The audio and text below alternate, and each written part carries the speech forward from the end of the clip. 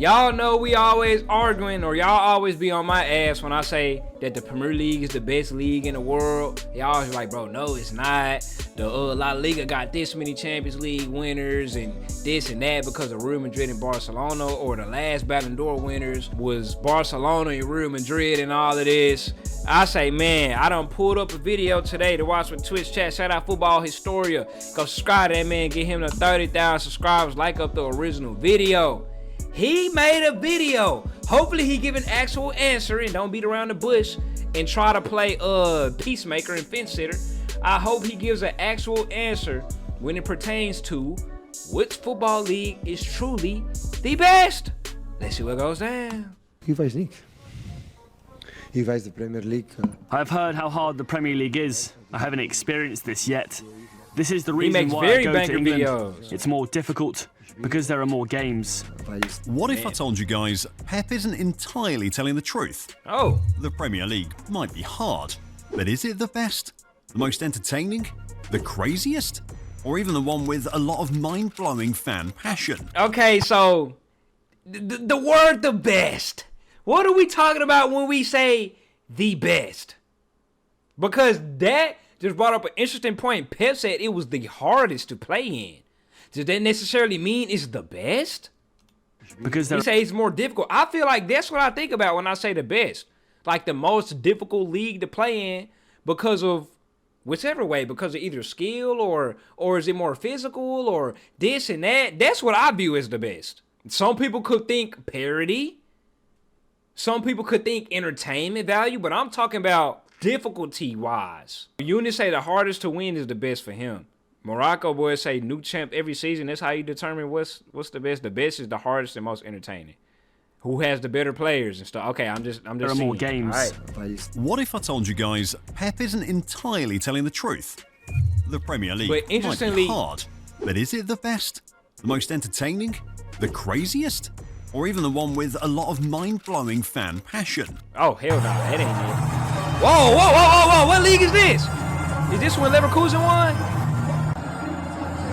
I think this one This Leverkusen won. legit happened in a European top 5 league. Yeah, It's- hey, we all know the Premier League not gonna be up here in terms of atmosphere. We ain't gotta throw that on there. We can go ahead and put that down the rest. We know the Bundes. What league y'all got at top for best atmosphere? Bundesliga up top. I mean, I ain't gonna lie. I thought Italy had some dogs over there. And France. Yeah, hell yeah. Got Marseille. Hey, Marseille fans, go dumb.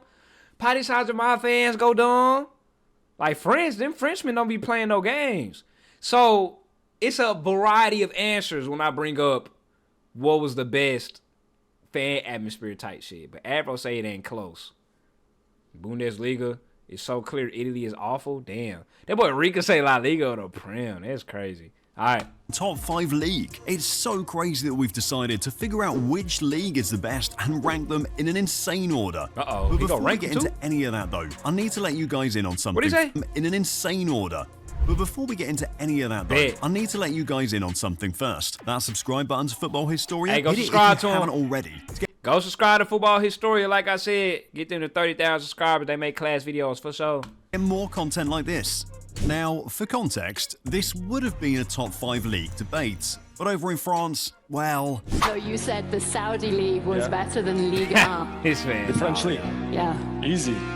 He talking about some easy. He talking about some easy, bro. That dog don't know he need to relax and chill with all of this stuff. But exactly, he's supposed to say that. That man Turkey go cut off his paycheck if he don't. You already know the deal. That's his employer. Of course he gonna try to hype up the damn Saudi league.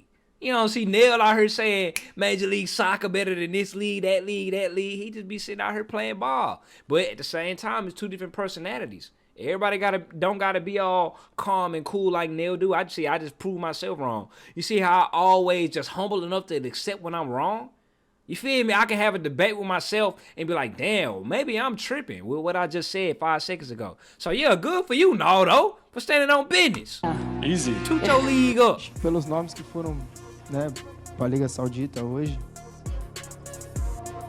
Olha, não sei não se não é melhor que o Campeonato Francês. Viu? Neymar has No said it too. disrespect to the Neymar French just audience salty watching. though. Neymar, you know how things ended up with him and Paris Saint-Germain. He just, I don't know about Neymar. Não, se não é melhor que o Campeonato Francês. Viu? No disrespect to the French audience watching. I mean, we've seen a couple of decent French teams over the years, like Monaco and Marseille, but on the stretch of a longer run, it's mainly been single dominance from PSG. The gap is quite considerable between the league above France, and because of that, we base this on the other four instead. Damn. To get into it properly then, and to kick things off, it'll be these guys. Damn, that boy disrespectful. He ain't even go include goddamn Uber Eats in this hoe. He say we just go deal with either the Bundesliga, Serie A, La Liga, or the Premier League. Let's see what he got to say. Oh, he got Bundesliga at 4. To anyone who isn't German or doesn't watch the Bundesliga frequently, it's like a sea of yellow and black. The yellow wall. But to anyone who does, it's just a regular match day in Germany. The German Bundesliga comes up first, and straight away, if there's one thing that stands out about these guys, it's the atmosphere the league tends to witness on a match day. It's almost second to none. Actually, it is second to none. In terms of percentages for seats sold, the Bundesliga ranks first in the big European leagues, and there's a reason for that. It's affordable. See guys, in Germany, tickets for standing in terraces usually start at just €9, and a lot of these clubs allow rides on local public transport to and from the stadiums. If you think this is crazy, wait till you hear about the club. It is a blessing to be able to have, what did he say, €9? Bro, you know how expensive, boy, if I pull up an MLS game tickets, boy, SC Dallas tickets more expensive than these. Public transport to and from the stadiums. If you think this is crazy, wait till you hear about the club that's taken it one step further and doing it for free. For free? Fortuna Düsseldorf. As part of their Fortuna for Everyone project, the club intends to give out free tickets, selling a capacity of over 54,000 within 5 years to get a proper bond with the community and fans. I can't even lie. In a modern day setting where club owners and investors want to drain the life out of fans, this is incredible. And it gets even better too. Why he put the probably have heard about it by right now. there. The 50+1 rule in Bundesliga. And if you haven't, well, you do now. So what exactly is the 50+1 rule? Well, before 1998, the Bundesliga was completely owned by the members and not run on a profit-based scheme, meaning the fans controlled the club, and there was no chance of an outside takeover. However, as the game continued to expand, with teams outside Germany getting bigger and better, the teams in the Bundesliga soon realized that if they wanted to compete too, they'd have to allow some sort of outside investment to the club. And that's fair. As a fan, what do you go decide to agree on or not to agree on? Do you want to win, yes or no? Just like that Borussia Dortmund video that we watched about them with the 50+1 rule, and then the owner shooting slugs. Oh, well, we're not owned by oil money. We're owned by the fans. So fucking what? You're losing. You want to keep losing and keep touting up and talking about, well, we owned by the fans. Y'all still getting y'all ass whooped, owned by the fans or not. So, like, you as a club, what are you really here for? I mean, yeah, you could be all ethical and take the moral high ground. Me, I'm taking that oil money every time. Shit, if they approach me. So they agreed, that's just me. But with a catch. After 1998, they allowed investors to buy shares into the clubs as PLCs, but the teams made sure that the fans retained 50% of the shares, or at least half of it, and an additional share to make it 51%. Hence the 50+1 rule, meaning investors could only take up a maximum of 49%, and the fans would always be in control. Someone tell this to Man United. But jokes aside though, this is again incredible, and it goes beyond just fans in the Bundesliga, because when it gets down to it, it's an exciting league for two main reasons. Young talent. See guys, every German club in the Bundesliga is obligated to run its academy. That's crazy, and only 3 teams out of, well, 4. Out of only 14, why does this look like Panathinaikos? Ain't that club name from Greece? The hell? Only 4 teams. Well, I can't even say only 4 because that's a lot of leagues. Well, Leverkusen, of course, in recent memory, them boys turned must-watch that they did their invincible season. BVB, bro, I don't even classify BVB as must-watch, bro. Them boys, they stock, to me, is all the way in the damn toilet. No cap. BVB stock is in the toilet. To me, the only must-watch clubs in goddamn Bundesliga is Bayern and Leverkusen, goddamn it. Over the last 20 years, German clubs have invested over 20 billion euros in academy development projects, and the results are showing on the pitch too. Bayer Leverkusen won the league in the 2023-24 season, and they did this with an average squad age of 24.9 years. Wow. For context, the average age of Southampton at 25.6 years is struggling in the Premier League. No league in the top 5, or top 4 for the purpose of this video, has given more minutes to young talent than the Bundesliga. Serie A in Italy comes second with 32,194 minutes to young players. The Premier League comes in third with 29,085 minutes. But first is the Bundesliga, with 35,120 minutes. Overall, the Bundesliga, with a makeup of fans, young talent, and young coaches too, gives it a feel-good factor to it. Why should someone watch the Bundesliga? I think it's a feel-good, friendly league. You know you're going to get goals. You know you're going to get high lines. You're going to get transitions. 4-4s, you're gonna 5-5s. Yeah, you're going to get young managers. You know, there's a lot of ideologies in the Bundesliga. I think a lot of managers are coming in with their own kind of style of way. You can maybe argue a lot of teams play quite similarly in the Bundesliga, but it's quite an interesting watch. If it's that good, why isn't it ranked higher then? Well, there is one major drawback with the league. I definitely need to watch more, and they finna say they selling their best players off to other leagues. But one thing I definitely need to try to tune in to some Bundesliga ball. Like I say, you already know I don't have no team in Germany, bro. I had no team in Germany, and if I don't have a stock in the team, I'm just not going to be interested in watching it unless it's the Champions League, because I know a lot is at stake. But in terms of watching a regular league game, bro, I'm sorry. I can't do it, fool.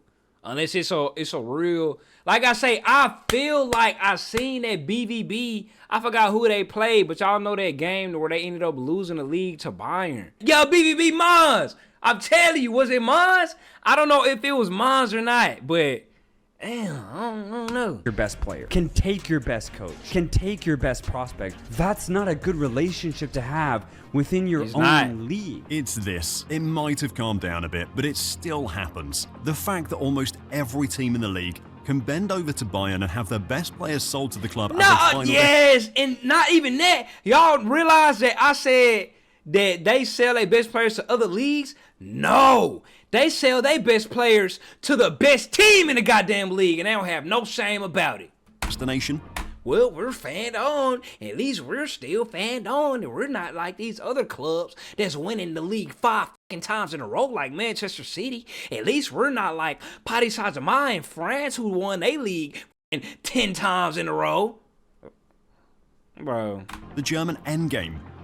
But it's to the next league in the video, and these guys are crazy about football. But if you want to learn football, the #1 league in the world, sophisticated right here. It's Serie A. That's right. That's for sure. 100%. You can't argue. You can't argue. You can't argue. What, they did 1990, 1980. Really the #1 league in the world to learn football? It might just be. The best word to describe Serie A then? It's hard. Doesn't mean it's any less exciting See, still. in my eyes, Serie A is like, why does, I know this is not true. I don't watch the Serie A either. Serie A is like I feel like every team in the Serie A just park the bus all match. I feel like everybody in Serie A play low blocks. They play goddamn 5 backs, all of that. That's my vision of the Serie A. I view that as a very boring, like stagnant league to where everybody play defensive and all of that. That's just the stereotype that I had picked up on from Twitter and whatnot. I'd say he's up there with the Premier League. I got the best defense. Tactically, I'd say he's better than the Premier League, but they just don't have the excitement of the Premier League. We're seeing this from the angles of Zlatan Ibrahimovic and Micah Richards now. One is a player who's played for top teams in Serie A, and the other is Micah Richards. You see, guys, the misconception with Serie A has been the fact that because of how defensive-minded most of the teams are, it's usually boring matches. But it's far from that. Ain't that what I just said? Ha!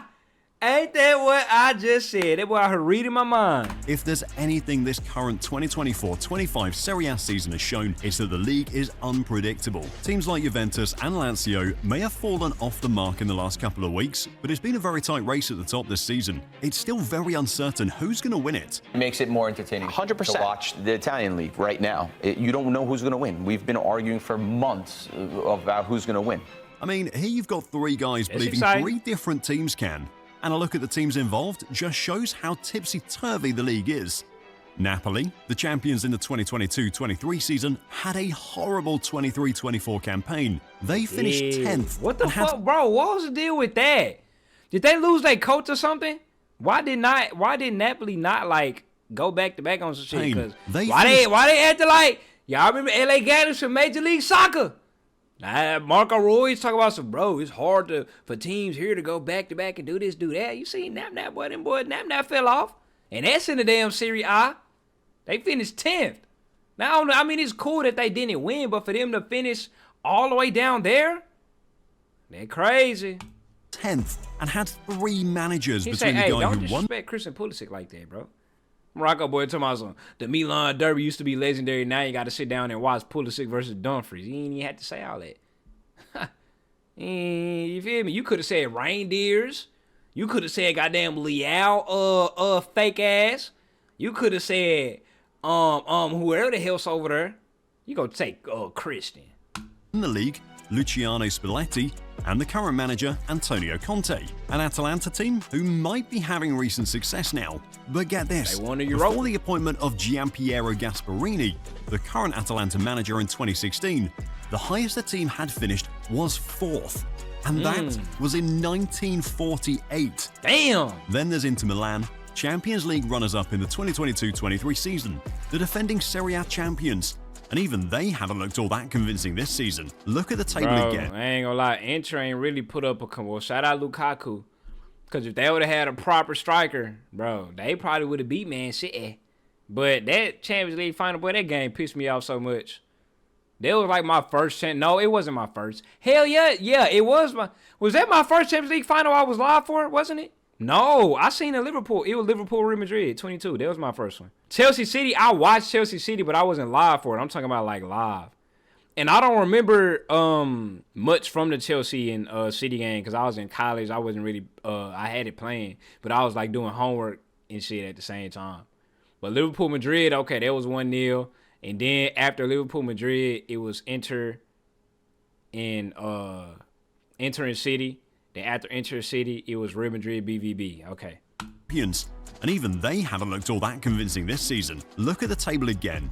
And in 4th place, it's Juventus with some pretty interesting numbers this season. 11 wins, 1 defeat, 13 damn draws. 13. They've only lost 1 game and they're still 10 points off first place Napoli this season. One of the most exciting features of Serie A has to be the fact that nothing is given in this league. Anyone can beat anyone, irrespective of the position in the standings. Napoli, first place in Serie A, lost 3-0 at the start of the season to a Verona team that's just 3 points off the relegation place in the league. Or Inter Milan, dropping points against teams like Monza and Bologna. Notice how we haven't talked about the traditional big guns like AC Milan and Roma, and that's because these two teams have been unable to find a decent run of consistent form in the league. They sit 7th and 9th on the table respectively. When it comes to atmosphere on match days, Serie A isn't lagging as well. Yeah, I know they go stupid. This is the atmosphere. That's how you know they go stupid when they got a track separating the damn field from the stands, because them boys get crazy. Napoli's Diego Maradona Stadium. And no, it wasn't between Napoli and a traditional top team. It was against Torino.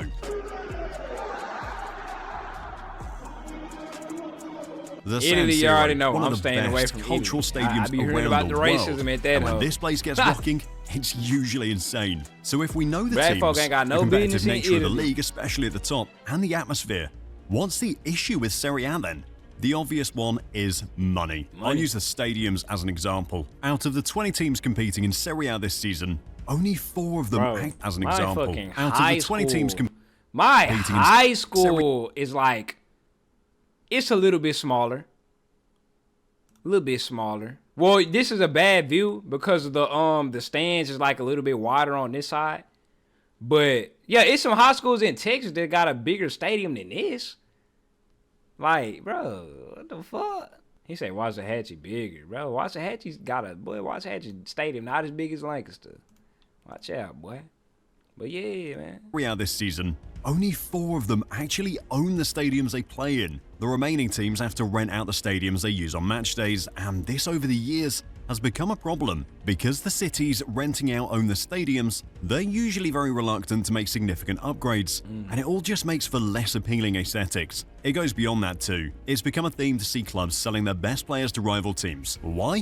To be able to compete financially. So they can make if money. you take the Bundesliga, for example, the usual final destination is Bayern Munich, but in Serie A, you end up seeing players who've played for 2 or even 3 of the traditional top teams in the league. The likes of Romelu Lukaku, for example, had spells at Inter Milan and Roma, was linked to Juventus in the summer, and now plays for tabletop. That's the school that always get brought up on these Instagram posts and stuff about, like, you know, the stadium and how big the school is and stuff.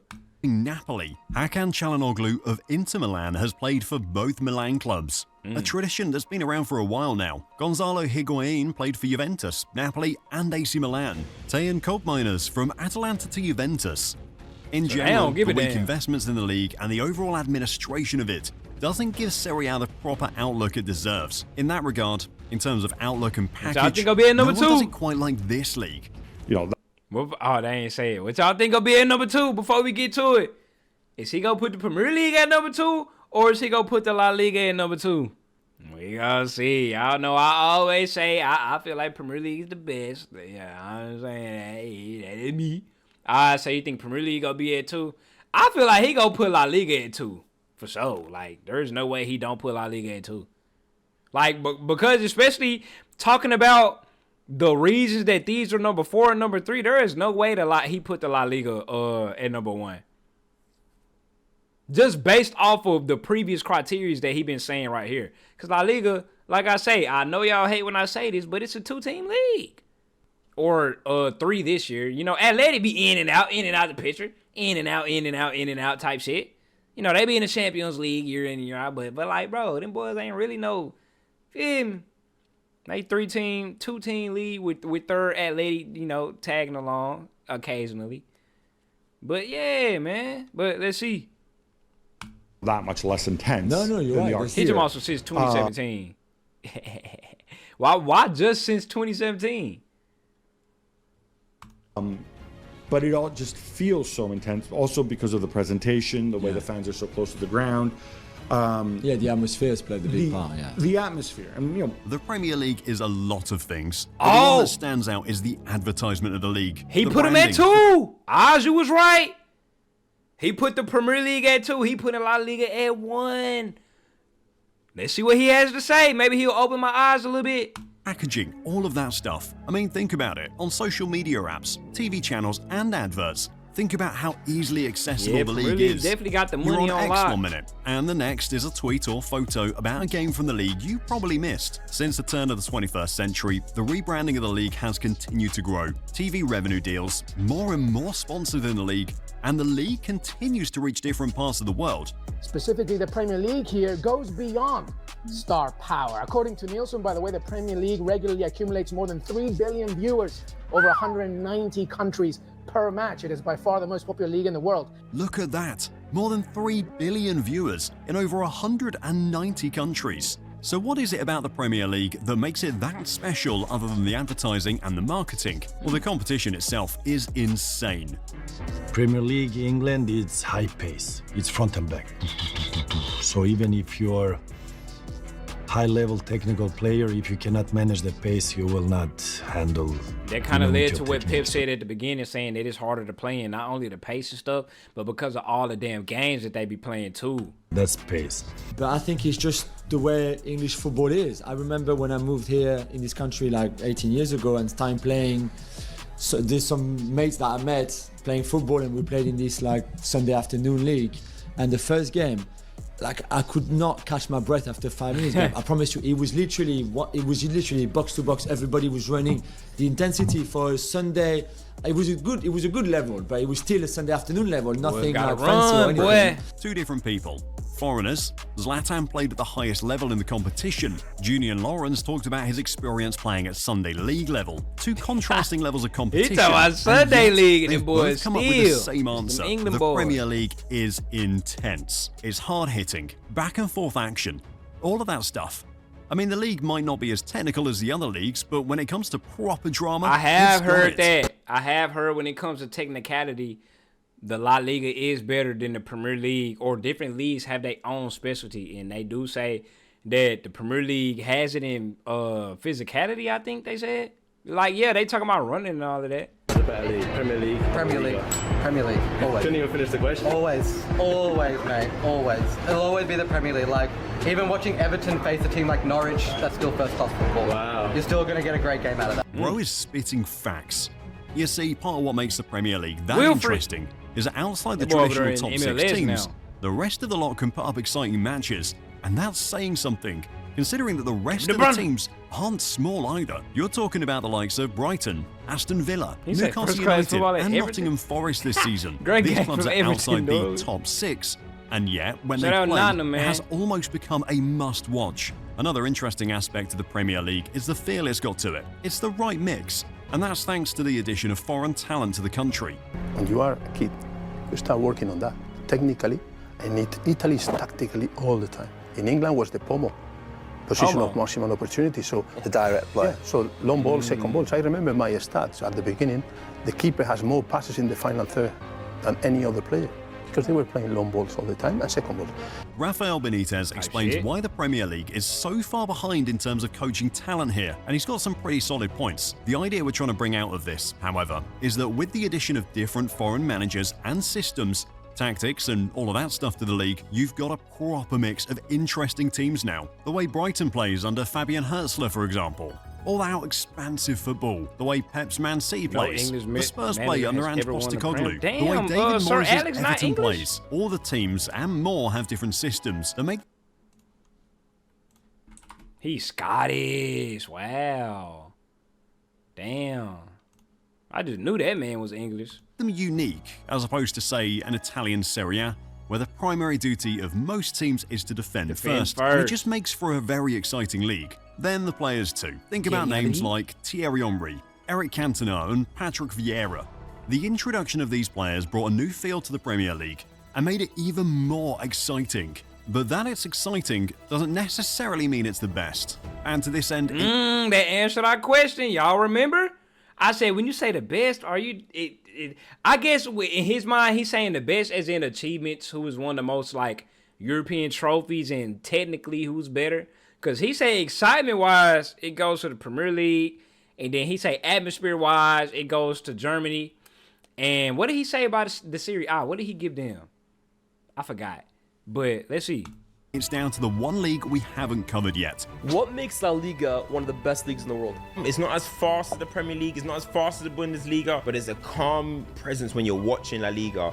The players, they're all technically good on the ball, but all the teams want to play in a certain way. And yes, anyone can beat anyone in the Premier League, but if you see the way the smaller teams play against the Madrid, play against the Barcelona, they go for it in a different way. Technically speaking, it's the best league in the world. This isn't up for debate. There's more to it, but let's focus on that technical aspect first. See guys, with La Liga, like the video talked about, each team, from the top end to the bottom end, is very, very coordinated. I mean, true, they might have similar playing styles, like wanting to play out from the back and passing into the final third, but they have different ways of executing it. For football purists, this is the league. But what really makes La Liga the best then? Well, we could use different metrics, but in the end, we'd be judging based on the competitions where teams from the 4 leagues we've mentioned all come to play each other, and in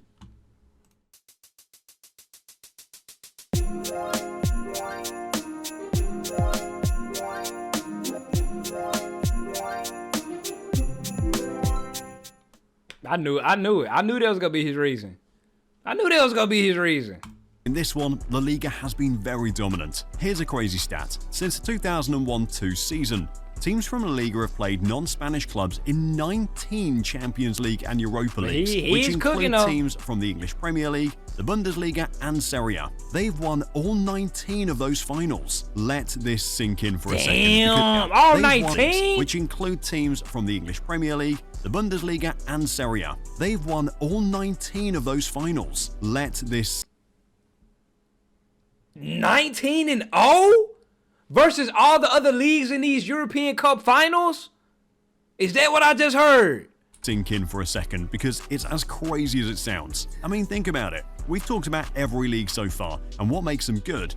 But when it's time to actually compete against each other on the grandest stage, the teams from La Liga, they always win. That says a lot. That's the collective side of the game. From the individual standpoint, well, it's the same too. La Liga has produced the most Ballon d'Or winners, the award for the best player on the planet, more than any other league. 24 times, 12 to Barcelona, 12 to Real Madrid. There's no achievement metric in these competitions that La Liga teams haven't managed to either meet or surpass. Man City won the treble in 2023. What y'all think about the Ballon d'Or being used? The Ballon d'Or top Ballon. What y'all feel about that metric? I don't know if I like that metric in determining what's the best league in the world by, choosing who's the Ballon, or choosing like Ballon d'Ors, because like Afro said, the Ballon d'Or is the worst trophy in football, bro. Any other league, 24 times, 12 to Barcelona, 12 to Real Madrid. There's no achievement metric in these competitions that La Liga teams haven't managed to either meet or surpass. Man City won the treble in 2023, incredible. Inter Milan in 2010, amazing. Bayern Munich and Barcelona have done it twice. Real Madrid did a 3-peat to the Champions League from 2016 to 18, then won it again in 2022 and 2024. The Europa League belongs to Sevilla. They just let other teams compete until they get bored, make it to the final, and win again. In essence, guys, each league has that one feature, sometimes more, that makes them unique. We've talked about the Bundesliga and its fan passion and ability to produce talent, Serie A with its unpredictability and the tactical aspect of the game, and the Premier League with its branding and influence all over the world. But in the end, it's all about winning. And when it comes to that, the real winners are in Spain. You got Thinking it. about some epic matches between teams from the Ball best leagues historia. of the years. You that got it, bro. final from 2011 immediately stands out.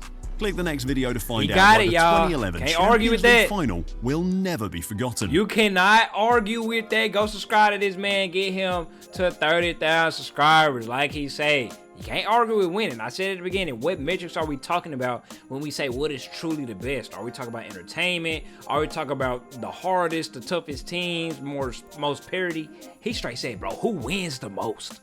19-0 out of all other leagues in European Cup finals. You can't dispute that. He said, shout out Bundesliga. They produce young talent and have crazy atmospheres. Serie A is unpredictable. The Premier League, in terms of excitement and tough teams and all of that. Then La Liga in terms of just straight winning, bro. Hey, football historia, which football league is truly the best? I gotta change my opinion and go the La Liga. Until otherwise, until somebody meet them boys in the European final and finally get them boys gone. But at the same time, boys lose before the final. Does that not count?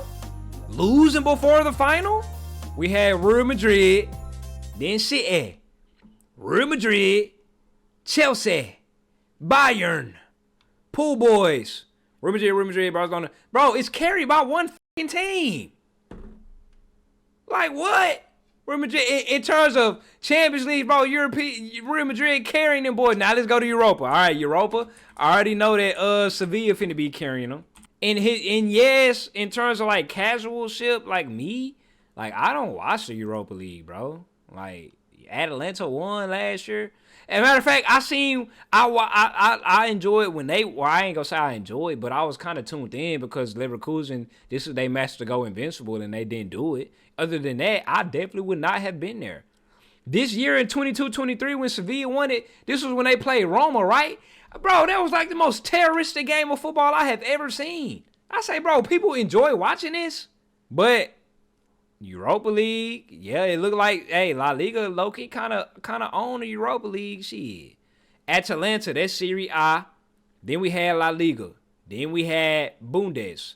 Then we had La Liga again with Villarreal. La Liga, Premier League. La Liga, Premier League. La Liga, La Liga, La Liga. Premier League, La Liga. Bro, they getting carried. They carried by one team. I mean, I guess, bro. I guess.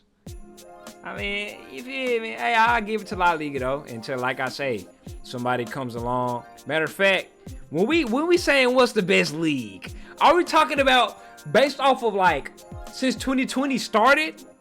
Or like in the past 20 years, or are we talking about based off last year? I feel like the best league can change on a year-by-year basis. La Liga did win the Champions League last year. Serie A won the Europa. Who won Conference League? He say since 2000 though. Whatever, bro. Yeah, I get it. You feel me? La Liga can have it. You know, I ain't got no dog in the fight type shit.